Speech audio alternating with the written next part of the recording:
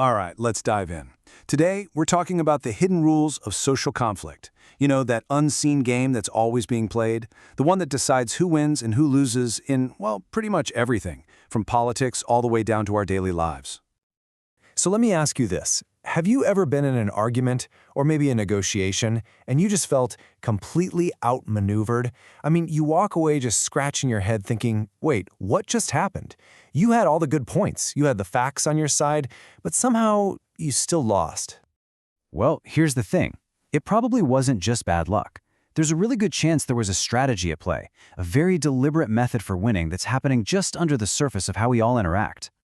And this whole unseen game, it actually has a name. It's called Heresthetics, and that's what we're going to unpack today.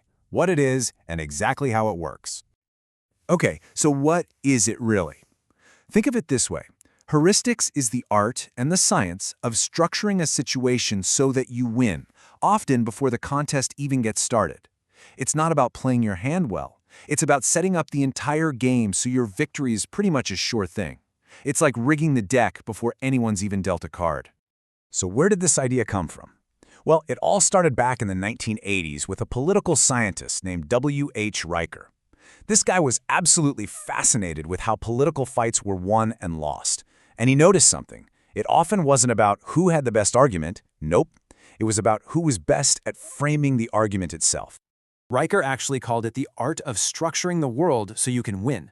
In his mind, it was this art of political manipulation, a tool used by the elite. You know, these really savvy politicians could use it to completely manipulate the outcome of a debate, maybe by changing the subject or throwing in some new, complicated issue just to split their opponents apart. But the story doesn't end there. Much more recently, a researcher named Sarah Honor came along and totally expanded on Riker's idea. She basically said, hold on a minute. This isn't just some mysterious art that only a few gifted people can do. She argued that it's actually a science, a systematic approach that pretty much anyone can learn and use. And this is where it gets really interesting. This evolution from art to science. See, for Riker, it was all about political victory, basically winning at any cost. But for Honor, her science of it reframes the whole thing. She says the goal isn't just to win. It's about achieving fairness and justice. It's about winning the right way, by showing not just that you're right, but that your opponent's position is fundamentally flawed. So it goes from being a tool for pure manipulation to a method for justly resolving a conflict. Okay, so if it's a science, that means there has to be a method, right? A playbook. And you bet there is. So let's open up that playbook and look at the tools that a heuristician, that's what you call someone who practices this stuff, actually uses to win. You can really break down the core tactics into 4 essential keys. First up, gain information superiority. It's simple, really, no more than the other guy. Second, control the narrative. This is all about shaping the story. Third is mastering your timing, because look, a great move at the wrong time is just a bad move. And finally, number 4, use the environment. This means setting up the physical or social space to give you an edge. Now, for right now, we're going to zoom in on that second one, controlling the narrative. So how do you control the narrative? Well, you've got a few specific tools in your belt. There's rhetoric, which is just the classic art of persuasion, having that sweet tongue, as one of our sources calls it. Then you've got manipulation, which is all about leading your opponent into a trap by giving them incomplete info. And then there's wangle, I love that word, which is basically justifying what you did after you've already done it. You know, making a move that helps you out seem like it was for the greater good. We see this all the time, right? We made this tough choice for the good of the country.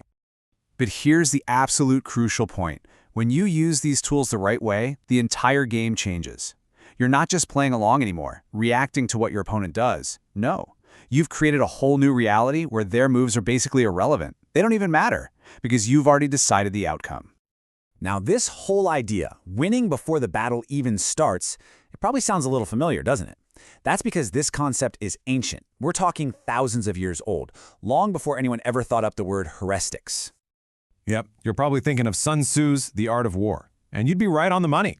The research we're drawing from today makes this really fascinating direct connection between this modern science of heresthetics and those ancient strategies. And this quote just hits the nail on the head. Sun Tzu taught that the greatest warrior doesn't look like one. They seem unassuming. They're quietly gathering information, hiding their true strength, hiding their knowledge. And that is exactly what the heuristician does. They might even pretend to be ignorant, all while they're soaking up information and setting the stage for victory, without anyone even knowing it's happening.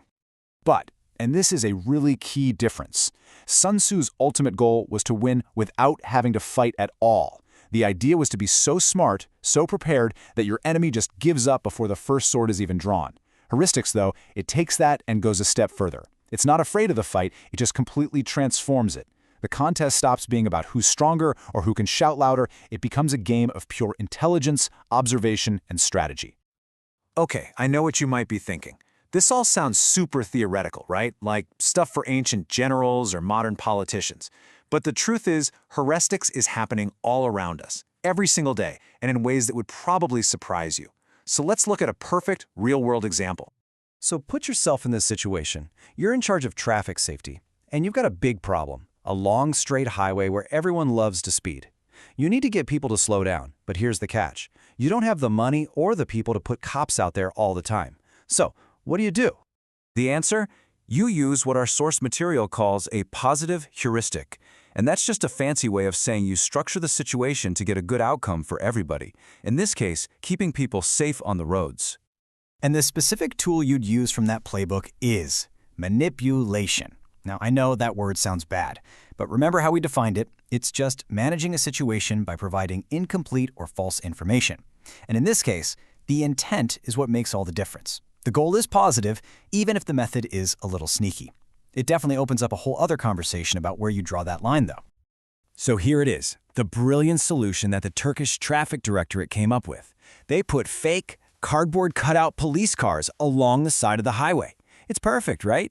The heuristician, that's the traffic authority. The opponents, speeding drivers. The tool they used was manipulation, a fake car, a piece of false info. And the goal? Totally positive. Get people to slow down, prevent accidents, save lives. They literally structured the world so that drivers chose to slow down all by themselves. They won the battle against speeding without needing a single real cop out there. And that right there, that's the real power of this whole idea. Once you know what heuristics is, you start to see it absolutely everywhere. It's more than just a list of tricks. It's like getting a new pair of glasses, a new lens to see the world. You'll start to understand why things play out the way they do in marketing, in your job, even in your own relationships. It's really a framework that helps you see the invisible structures that are shaping our choices every single day. So, from now on, the next time you feel like you've been outmaneuvered or you just see something unfold in a really strange way, stop and ask yourself, who's structuring this situation and who's winning because of it? Because now that you know the rules, where are you going to see the game